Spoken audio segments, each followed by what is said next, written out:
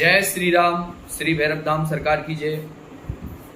प्रिय भक्तों, आज मैं आपको बताऊंगा कि श्री भैरव धाम सरकार में अर्जी कैसे लगाई जाती है।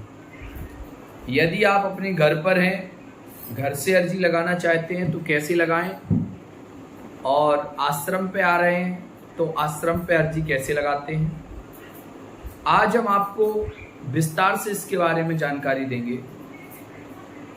यदि आप श्री भैरव धाम सरकार में आस्था रखते हैं और आपको विश्वास है कि धाम से जुड़कर हमारा कार्य सफल हो जाएगा, तो इसके लिए जो वहाँ का नियम है वो यही है कि आपको सबसे पहले श्री भैरव धाम सरकार के दरबार में उसी तरह फाइल पेश करनी है जिस प्रकार हम मेहंदीपुर बालाजी पर अर्जी लगाते हैं, जिस प्रकार हम एक कोड में अर्जी लगाते हैं, उसी प्रकार एक फाइल आपकी बनाई जाएगी।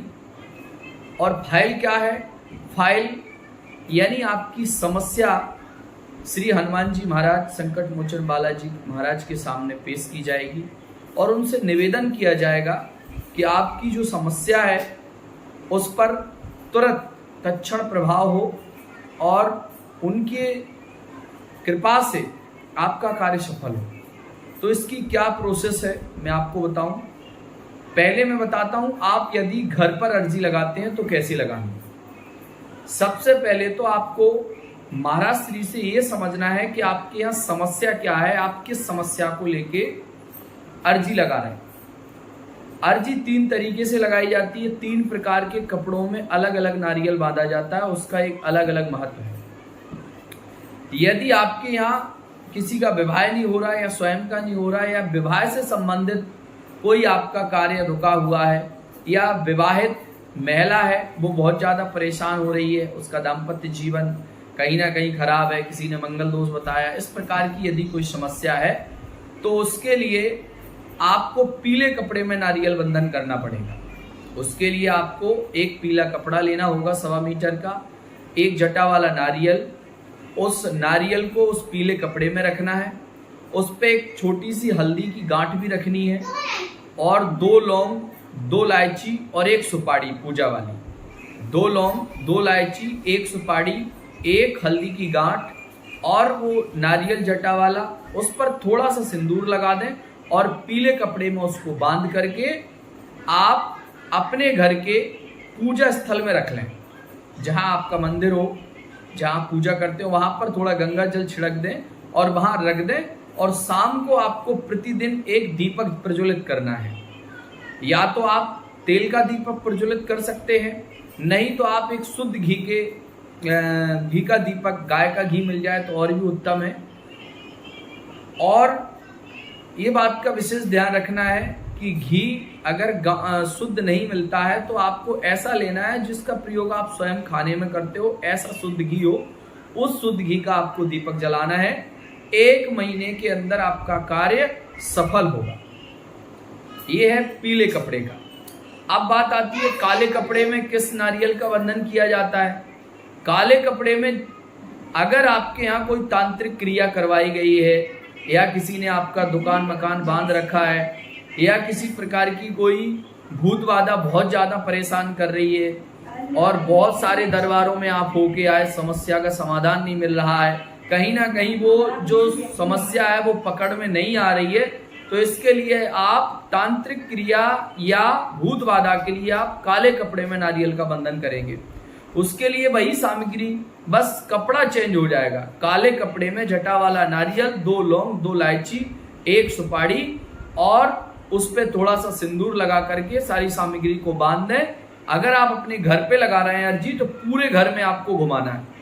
एक परिक्रमा पूरे घर के अंदर सभी जगह, जितने भी कमरे हैं सभी जगह करने के बाद जितने सदस्य घर में हैं उनके सबके ऊपर आपको 7 बार घुमाना है। उसके बाद अपनी पूजा स्थल में रखना है, और आपको एक तेल का दीपक, उसमें तेल का दीपक बहुत कंपलसरी है, क्योंकि तेल का दीपक जो होता है वो नकारात्मक ऊर्जा को खत्म करता है। तो इसीलिए तेल का दीपक प्रतिदिन शाम के समय वो प्रज्वलित करना बहुत ही अनिवार्य है।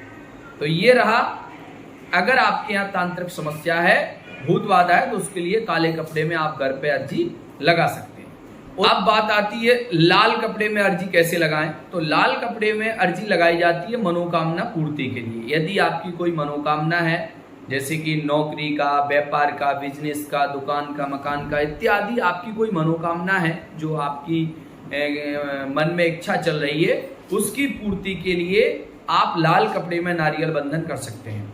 एक लाल कपड़ा लें, जटा वाला एक नारियल लें, 2 लौंग, 2 इलायची, 1 सुपारी, नारियल में थोड़ा सिंदूर लगाएं, लाल कपड़े में सभी सामग्री को बांध दें और जो भी आपका काम है वो एक सफेद पर्ची पर लिख करके उसी के साथ बांध दें और अपने घर के पूजा स्थल में रख लें। एक दीपक प्रतिदिन आपको प्रज्वलित करना है। श्री भैरव धाम सरकार के नाम से ये तीनों प्रकार की अर्जियां आपको लगानी है और जब आपका कार्य सफल हो जाए तब आपको उसी नारियल को लेकर धाम में आना है और धाम में उसको बांध देना है। ये है प्रोसेस, क्योंकि प्रत्येक अमावस्या को श्री बटुक भैरव महायज्ञ होता है। अगर आपका कार्य पूर्ण होता है तो आपको वो नारियल जो अर्जी वाला है वो लेकर के आना है और उसका बंधन करना है। तो इस बात का आपको विशेष ध्यान देना है।